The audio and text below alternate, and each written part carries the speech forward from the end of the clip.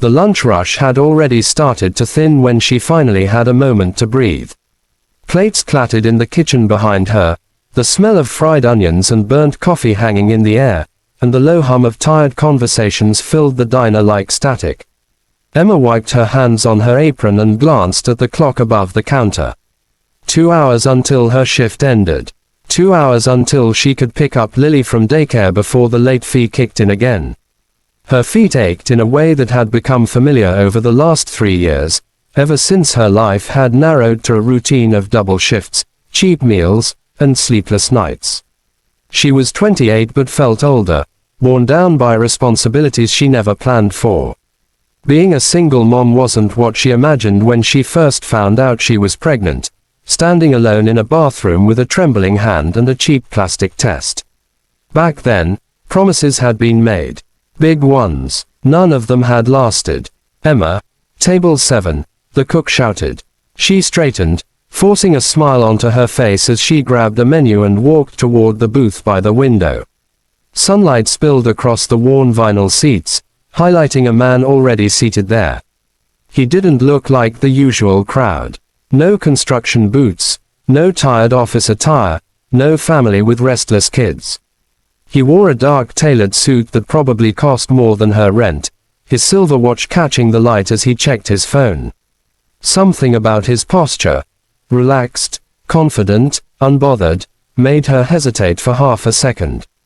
"Good afternoon," she said, professional and polite. "Welcome to Rosie's Diner. What can I get started for you?"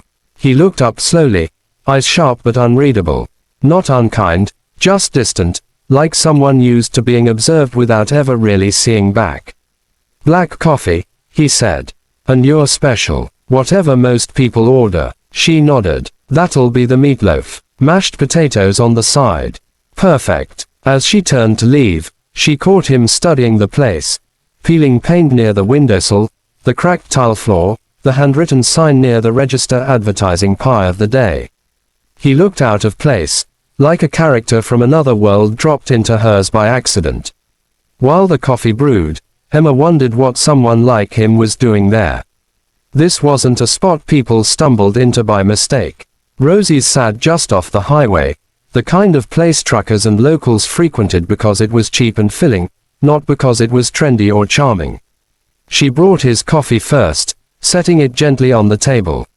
"Thank you," he said, meeting her eyes this time.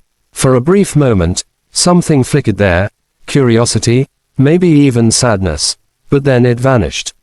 When the food came up, she delivered it quickly, moving on to refill another table's drinks, clear a booth, take an order from a couple arguing quietly over pancakes. The rhythm of the diner pulled her back into autopilot. Smile, nod, right, serve. Don't think too much. Still, her eyes drifted back to table 7 more than once. He ate slowly, methodically, like someone with time and nowhere else to be. When his phone buzzed, he ignored it. When it buzzed again, he turned it face down. Eventually, he finished and sat there for a while, hands folded, staring out the window.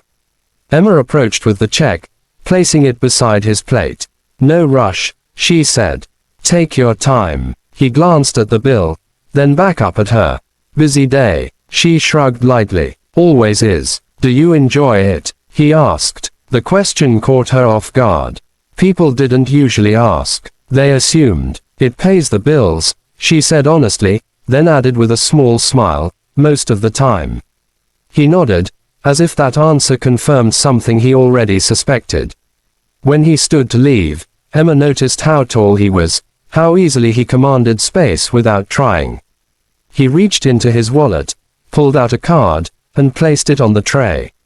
As he walked toward the door, he paused, turning back. "Thank you for the service," he said. "You're welcome," she replied automatically. The bell above the door chimed as he left, and Emma picked up the tray. Her eyes dropped to the receipt, and her stomach sank. Tip. $0. She felt a familiar mix of disappointment and embarrassment wash over her. It shouldn't have surprised her. Some people just didn't tip. But it still stung, especially after a shift where every dollar mattered.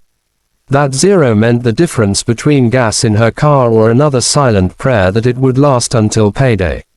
She exhaled slowly, telling herself not to take it personally. He didn't owe her anything.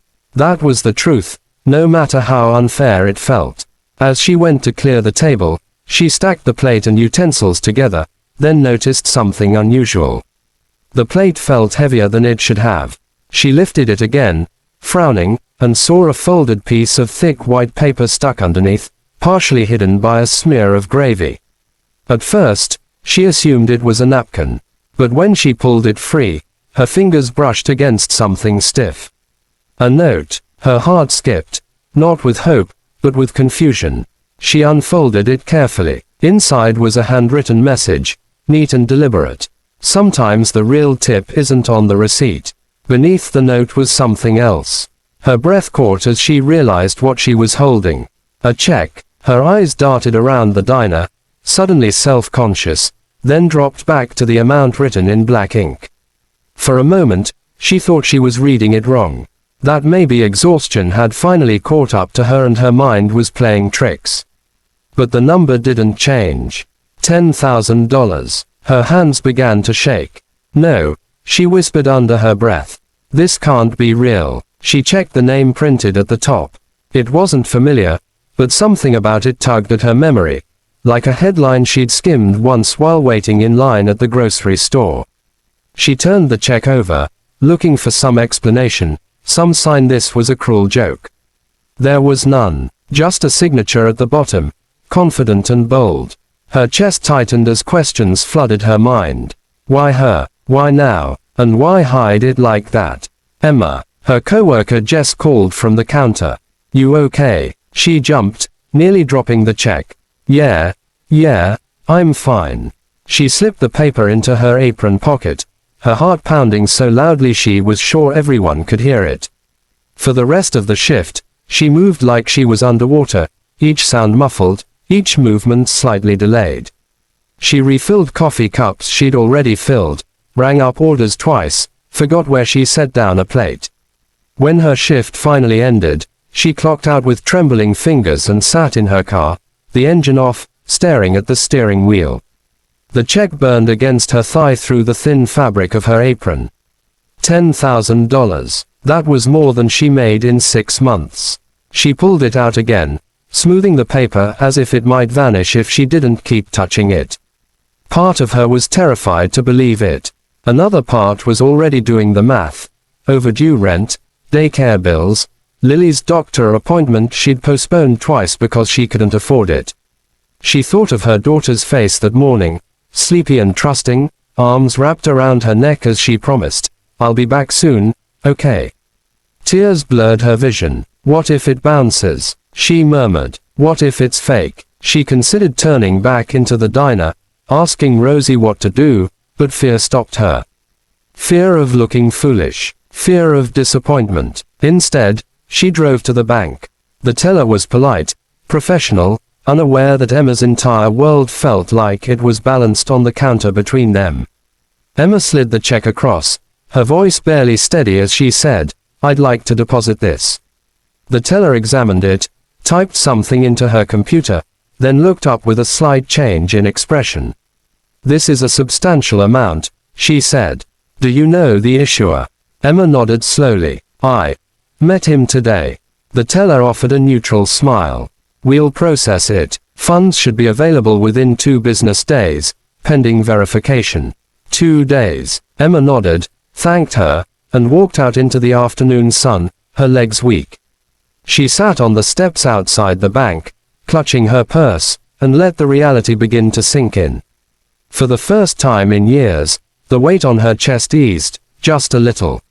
That night, after Lily fell asleep clutching her favorite stuffed rabbit, Emma sat at the small kitchen table, the note spread out in front of her. She reread the words again and again. Sometimes the real tip isn't on the receipt. She wondered who he really was. Why he'd chosen her diner. Why he'd chosen her. And deep down, she sensed that this wasn't just about money. It was the beginning of something she couldn't yet see, but something that would change everything.